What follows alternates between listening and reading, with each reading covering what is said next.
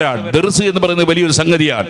അതുകൊണ്ടാണ് സമസ്ത കേരള ജമിയത്തുൽ ഉലമയുടെ അതേ സെന്റിനറിയോടനുബന്ധിച്ച് ബഹുമാനപ്പെട്ട ഉസ്താദ് അവറുകൾ തീരുമാനിച്ചു, എല്ലാ സാധാരണക്കാരും ഒരു ദർസിലോതിയ മുതഅല്ലിമായി മരിക്കാൻ അവർക്ക് സാധിക്കണം. അതിനുവേണ്ടി ഉസ്താദ് അവറുകൾ ഒരു ചെറിയ കിതാബ് രചിച്ചു. ആ കിതാബിലെ പ്രമേയങ്ങൾ മുഴുവനും മനുഷ്യന്റെ സ്വഭാവം ശുദ്ധീകരിക്കാനും ആത്മാവ് ശുദ്ധീകരിക്കാനുമുള്ള പ്രമേയങ്ങളാണ്, ബാബുകളാണ്, അധ്യായങ്ങളാണ്. അത് പഠിപ്പിക്കാൻ വേണ്ടി ആയിരക്കണക്കിന് ആലിമീങ്ങൾക്ക് ഉസ്താദ് അവറുകൾ കഴിഞ്ഞ ബുധനാഴ്ച മർക്കസിൽ നിന്ന് ഇജാസത്ത് നൽകി. ഇപ്പോൾ ഓരോ സ്ഥലങ്ങളിലും അങ്ങനെ നാട്ടുദർസ് ആരംഭിക്കുകയാണ്.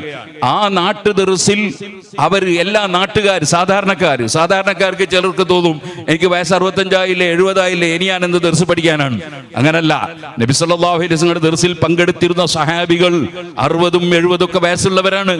നബി സല്ലല്ലാഹു അലൈഹി തങ്ങളെക്കാൾ പ്രായമുള്ള ആളാണ് അബ്ബാസ് റളിയല്ലാഹു അൻഹു. നബി തങ്ങളുടെ പിതൃ സഹോദരനാണ്. നബി തങ്ങളുടെ ദർസിൽ ഓതി പഠിച്ചിട്ടുണ്ട്. അങ്ങനെ പ്രായം ഒരു വിഷയമല്ല. ഏത് പ്രായമുള്ളവരും സാധാരണക്കാർക്കൊക്കെ ഒരു കിതാബെങ്കിലും ജീവിതത്തിൽ ഓതി പഠിക്കുക, അതിനൊരു വിഷയവുമില്ല. ആകെ ആഴ്ചയിൽ ഒരു ദിവസം ഒരു 40 മിനിറ്റ് ആ ദർസിൽ പങ്കെടുത്താൽ മതി. 40 മിനിറ്റ്, കൂടിയാൽ 1 മണിക്കൂർ, അതിലധികം ഉണ്ടാകരുത് എന്ന് നിർദ്ദേശം കൊടുത്തിട്ടുണ്ട്.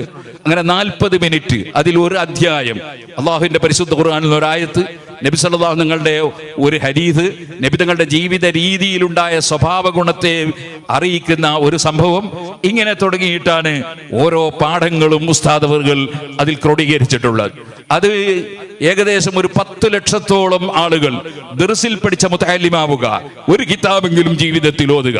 അത് ഓതാനുള്ള സംവിധാനമാണ് നാട്ടു ദർസിലൂടെ സമസ്തയുടെ സെന്റിനറിയുടെ ഭാഗമായി നമ്മൾ രൂപീകരിച്ചിട്ടുള്ളത്. ഇൻഷാ അല്ലാഹ് നിങ്ങളുടെ നാടുകളിലൊക്കെ ആ ദർസുകൾ സ്ഥാപിക്കണം എന്ന് ഞാൻ നിങ്ങളോട് ഉണർത്തുകയാണ്. അത് ഓതിക്കൊടുക്കാൻ ഇജാസത്ത് ലഭിച്ച മുതഅല്ലിമീങ്ങളായ ഉസ്താദുമാർ, മുതഅല്ലിമീങ്ങൾ എന്ന് പറഞ്ഞാൽ ചെറിയ കുട്ടികളല്ല, മുതഅല്ലിമീങ്ങൾ പഠിക്കുന്നവർ എന്നാണ്. ഉസ്താദിനെ സംബന്ധിച്ചിടത്തോളം ഞങ്ങളൊക്കെ മുതഅല്ലിമീങ്ങളാണ്. അങ്ങനെ ഞങ്ങൾ പലരും അതിനുവേണ്ടി തന്നെ സമയം കണ്ടെത്തുകയാണ്. അതേപോലെ ഇൻഷാ അല്ലാഹ് സെന്റിനറിയുടെ ഭാഗമായി എല്ലാ മുഅ്മിനീങ്ങളുടെയും സഹായ സഹകരണം നമ്മുടെ ഈ പ്രവർത്തനങ്ങൾക്കെല്ലാം ലഭിക്കണം. അതിനുവേണ്ടി വീടുകളിൽ ഒരു ചെറിയ പെട്ടി വെക്കുന്ന ഒരു ഏർപ്പാടുണ്ട്. അത് നിധി സ്വീകരിക്കാൻ, അതാകെ പെട്ടി 40 ദിവസമേ ഉണ്ടാവുള്ളൂ. ആ 40 ദിവസത്തിനിടയിൽ നിങ്ങളാൽ കഴിയുന്നത്, ഒരാൾക്ക് ഓരോരുത്തർക്കും ഒരു 313 അതിൽ നിക്ഷേപിക്കാൻ കഴിയുമോ? ഒരു 40 ദിവസത്തിൽ എങ്കിൽ അങ്ങനെ, ഇല്ലെങ്കിൽ 100എങ്കിലും, തീരെ കഴിയാത്തവരാണെങ്കിൽ 313 എല്ലാവരും കൂടിയെങ്കിലും, അങ്ങനെ എല്ലാവരും സഹകരിച്ചുകൊണ്ട് ലക്ഷക്കണക്കിന് ആലിമീങ്ങൾ വിദേശത്ത് നിന്നും നാട്ടിൽ നിന്നൊക്കെ വരുന്ന മലപ്പുറം ജില്ലയിൽ വാദി ഹറമയിൽ നടക്കുന്ന ആ വലിയ സമ്മേളനത്തിൽ എല്ലാവരെയും കൂട്ടിയിട്ട് ഉസ്താദ് ഇൻഷാ അല്ലാഹ് ഉസ്താദിന്റെ ദർസിന്റെ സമാപ്തം, അതായത് 30 ക്ലാസ് ഇവിടെ വെച്ച് ഓരോ പള്ളികളിലും മദ്രസകളിലും ഒക്കെ ആ ദർസ് നടക്കും. 31ാമത്തെ ഒരു ക്ലാസ് ഉസ്താദിൻ്റെതായിരിക്കും. ആ ക്ലാസ് ഉസ്താദ് തന്നെ ഓതിക്കൊടുക്കും. അങ്ങനെ ഉസ്താദിന്റെ ശിഷ്യത്വം അങ്ങനെ 10,000കണക്കിന് ബിരുദധാരികളായ പണ്ഡിതന്മാർക്കുണ്ടെങ്കിൽ അതിലെല്ലാ സാധാരണക്കാർക്കും കൂടി അതിനുള്ളൊരു ഭാഗ്യം ലഭിക്കുന്ന, ഉസ്താദിനെ പോലെ പ്രായം ചെന്ന, ഉസ്താദിനെ പോലെ 50 കൊല്ലം സമസ്ത കേരള ജമിയത്തുൽ പ്രവർത്തിച്ച ഒരു പണ്ഡിതൻ ഇന്ന് വേറെ ജീവിച്ചിരിപ്പ് ഇല്ല എന്ന് നമുക്കറിയാം.